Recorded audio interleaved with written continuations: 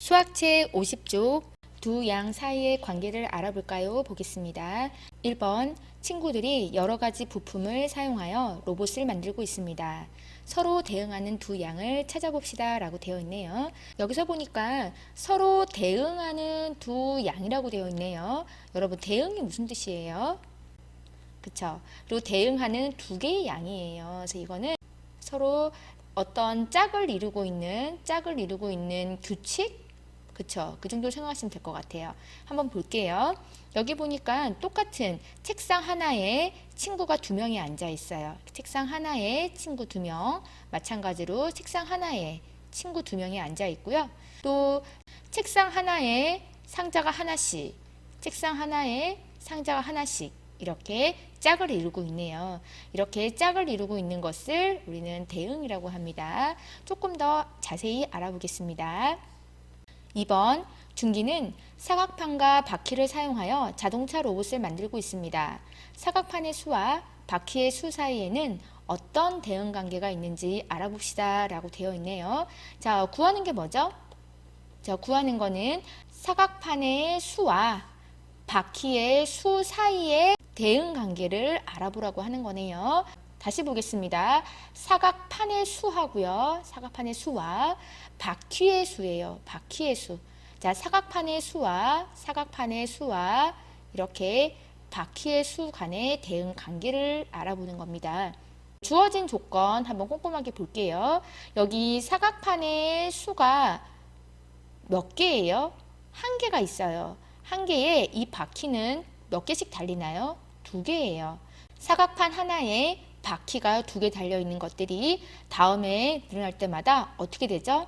한 개씩 또 한 개씩 늘어나는 것을 알 수 있네요.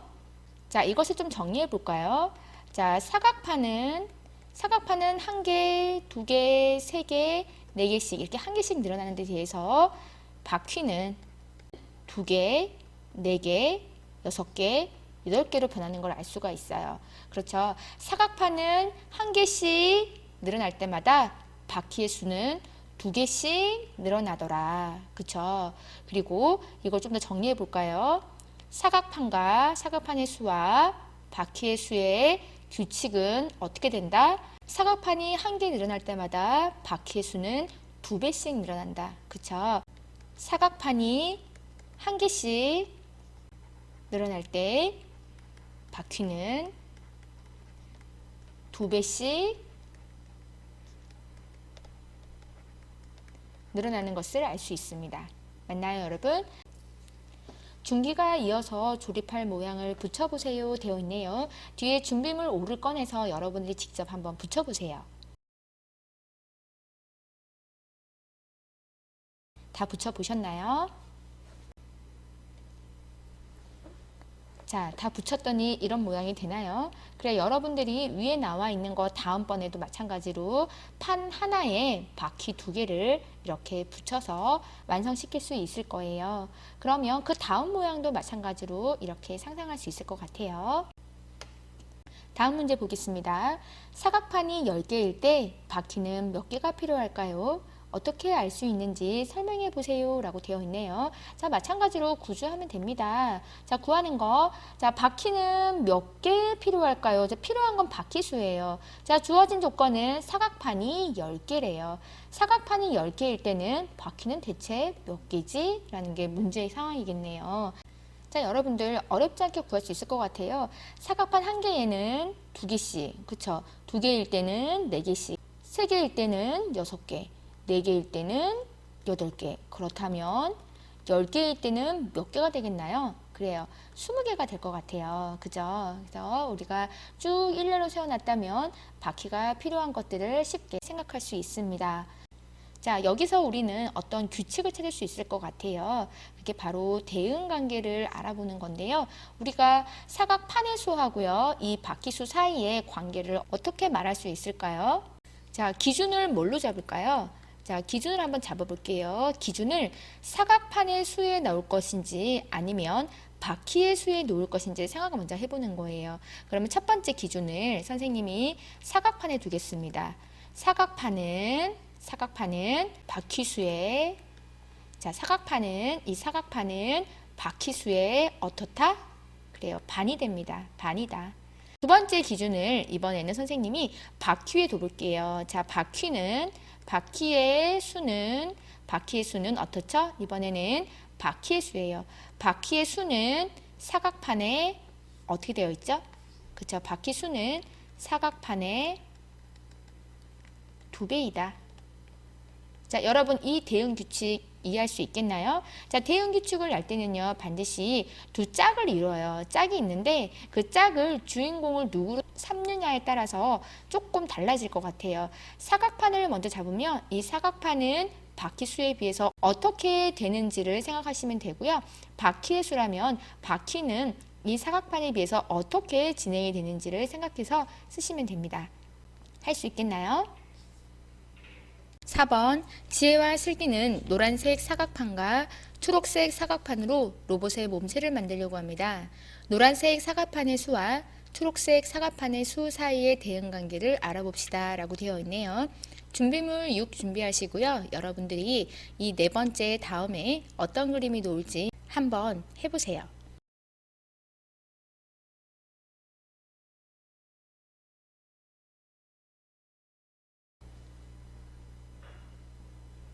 자, 이렇게 나아졌나요?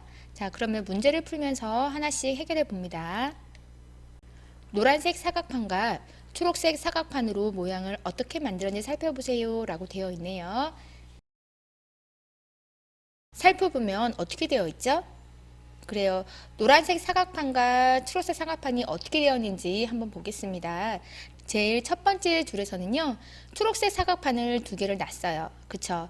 그 다음에는 하나씩 늘어나는데, 노란색 하나, 초록색 하나, 그 다음 세 번째는 노란색 하나, 세 번째 하나. 자, 그런 식으로 노랑, 초록이 한 줄씩 늘어나는 걸 볼 수가 있습니다.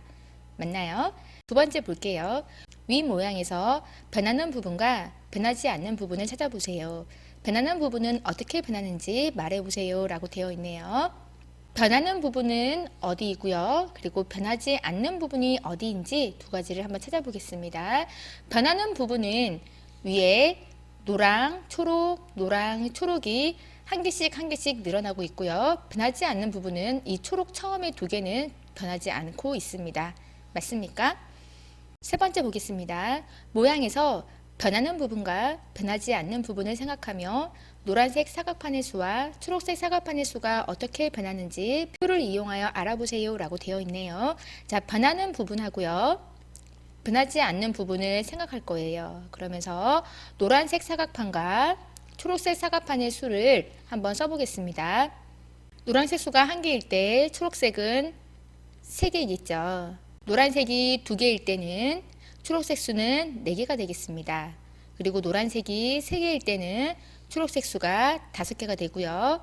마찬가지로 노란색이 4개일 때는 초록색은 6개, 5개면 7개, 6개면 8개. 이런 식으로 봤더니 노란색 수는 1개씩 늘어나는 것을 알 수 있고요. 초록색도 1개씩 늘어나는 것을 알 수 있습니다. 그리고 숫자를 비교해 보면 초록색은 노란색 수보다 항상 2개가 더 많은 것도 알 수 있습니다. 노란색 사각판이 20개일 때 초록색 사각판은 몇 개가 필요할까요? 표나 그림을 그리지 않고 어떻게 알 수 있는지 말해보세요 라고 되어 있네요. 노란색 사각판이 20개예요. 그러면 초록색 사각판은 몇 개가 필요할까요? 노란 사각판과 초록 사각판은 똑같이 1개씩 늘어나고 있어요. 다만 첫 번째에서 초록색 사각판이 2개가 더 많으므로 답은 22개가 되겠습니다. 마지막 볼게요. 노란색 사각판의 수와 초록색 사각판의 수 사이의 대응관계를 써보세요 라고 되어 있네요. 노란색 사각판과 초록색 사각판의 대응관계를 알아볼 건데요. 두 가지를 쓸 수 있을 것 같아요. 첫 번째 주인공은 초록색 사각판에 둘게요. 초록색은 그쵸, 노란색보다 어떻게 되죠? 항상 2개가 더 많습니다. 맞습니까? 아니면 이번에는 노란색은 놔볼게요. 노란색은 어떻게 되어 있죠? 초록색보다 2개가 더 작습니다. 이런 식으로 관계를 생각해 보면 됩니다. 별로 어렵지 않죠. 이 규칙과 대응 관계는 여러분도 조금만 생각해 보면 누구나 다 잘할 수 있을 것 같아요. 5번 보겠습니다. 모양 조각을 이용하여 다양한 대응 관계를 만들어 봅시다 라고 되어 있네요. 준비물이 7이에요. 여러분들이 이걸 보고 한번 다음 그림을 만들어 보세요. 마찬가지로 밑에 있는 것도 함께 만들어 볼게요.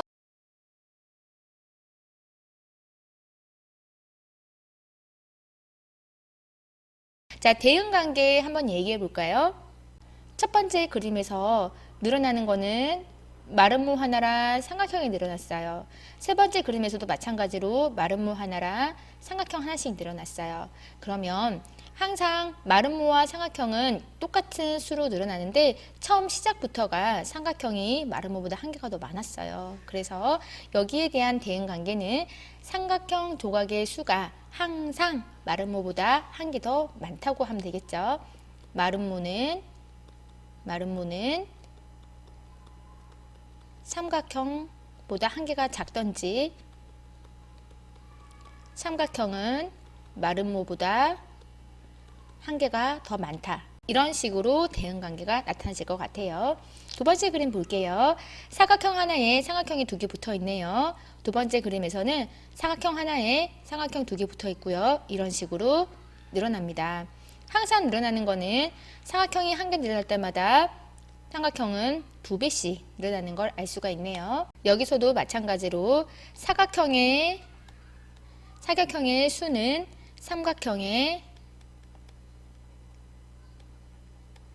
반이 됩니다. 아니면은 삼각형의 수는 사각형의 2배입니다. 라고 나타낼 수가 있겠죠.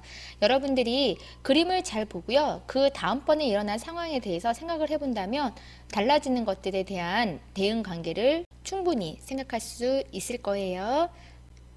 중요한 거는 눈으로만 보지 마시고요. 준비물을 뜯어서 직접 한번 조작을 한번 해보세요. 그런 다음에 규칙을 생각해보고 그 규칙에 대한 대응 관계를 꼭 한번 설명해 보기 바랍니다.